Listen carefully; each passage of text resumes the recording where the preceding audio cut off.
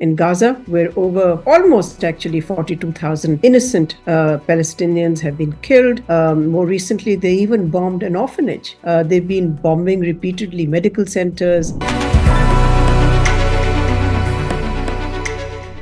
The Middle East is on knife edge.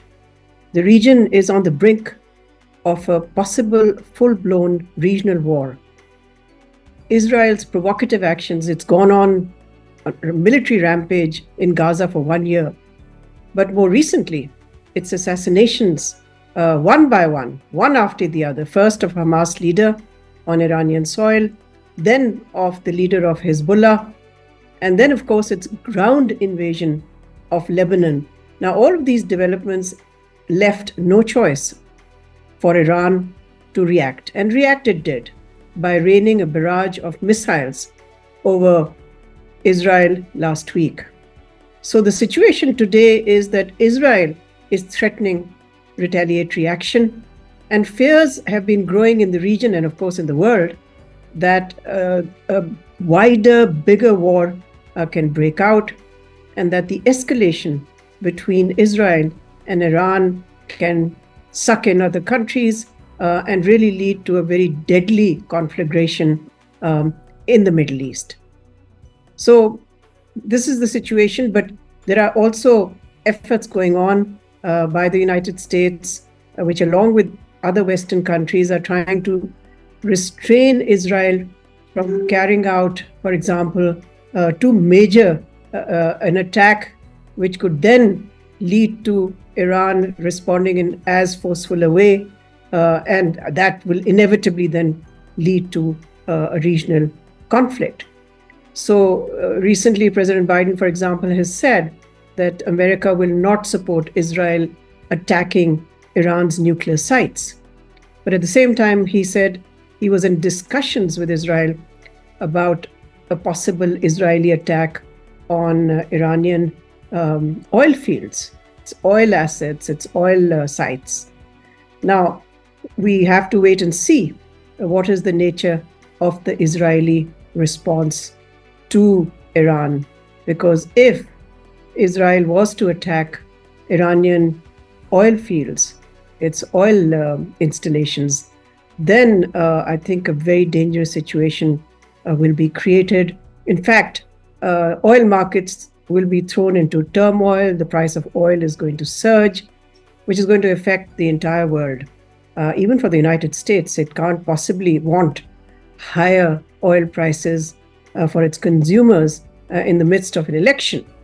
So the situation today is extremely dangerous, and at a time when Israel seems not to be listening to anybody.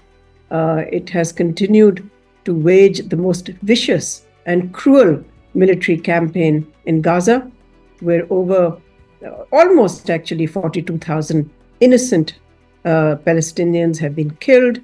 More recently, they even bombed an orphanage.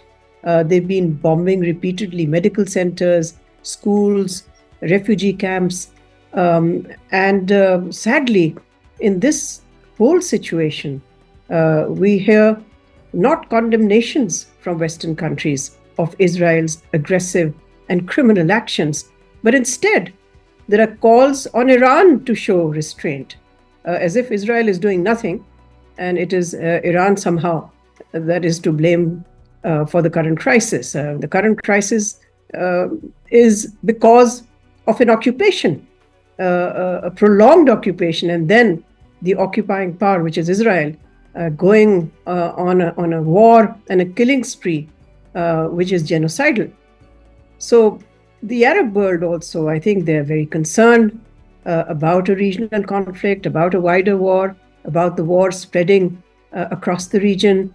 But again, they have not really done anything which is of any practical value to mount pressure on Israel or the United States for that matter, so that the US restrains Israel. Instead, they've issued statements of condemnation. I think the OIC has been shown up to be a powerless, toothless organization, has done nothing except issue statements. So there's a great deal of disappointment, I think, in the Muslim world amongst the people, amongst the people of the Muslim world, with their own governments, with the Arab governments and the conduct. So at a time, I think, when the world needs to work seriously and decisively towards a ceasefire in Gaza, as well as a ceasefire on the Lebanese border, we really see an absence of these efforts. There was an emergency meeting recently of the UN Security Council, but that expressed a great deal of concern about what was happening, but it didn't really go beyond that. So unless there is a ceasefire in Gaza, unless there is a truce in the war that Israel is waging now on Lebanon, it's being bombing the capital, Beirut. More than 1,000 people have already been killed in Lebanon. So unless efforts are made to stop this, I think we are going to see a much more dangerous situation emerge, with the fate of the Middle East hanging in balance.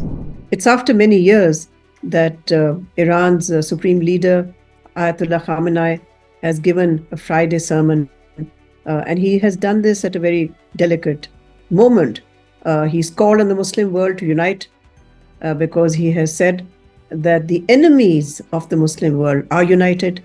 So it's time for Muslim countries to come together to confront Israel.